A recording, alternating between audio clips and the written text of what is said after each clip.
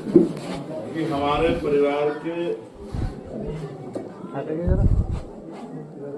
एक जो सम्मानित हमारे परिवार का एक बड़ा हिस्सा है, जो लंबे समय से यहाँ समाज का नेतृत्व कर रहे हैं, चाहे वो गुरु पर्व पे जो कार्यक्रम होते हैं उनके या किसी भी रूप में समाज की प्रतिष्ठा को बढ़ाने का काम करने वाले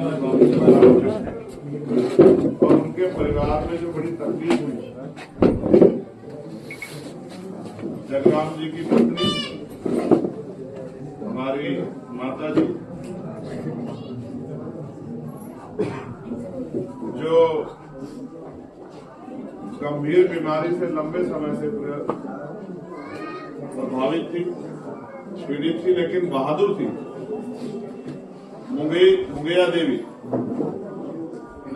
जी जो लंबे समय से शारीरिक पीड़ा से प्रभावित थी, लेकिन बहादुर इतनी थी कि इन पीड़ाओं के बावजूद भी सामाजिक कार्य में उनकी रुचि कम नहीं। इसका बड़ा उदाहरण ये है कि आपको याद होगा जिस दिन हमारी 26 नवंबर की रैली थी, उस दिन भी उनकी तबीयत खराब होने के बावजूद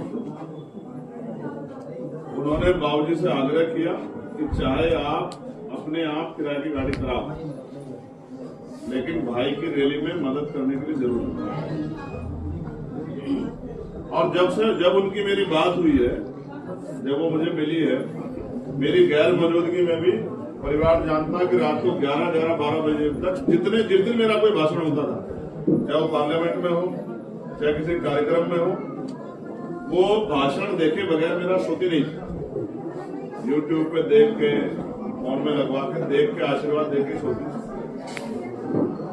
वो हमारे बीच में नहीं, उनको परिनिर्वाण प्राप्त हुआ।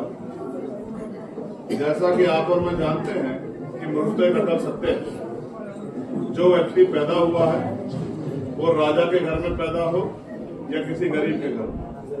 वो बहुत पैसे वाला हो, बहुत पावर वाला हो,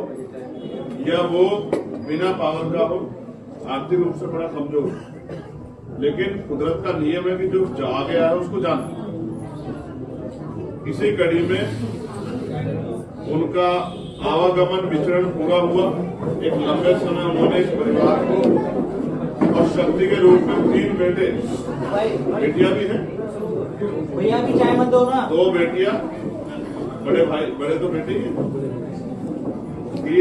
3 बेटे और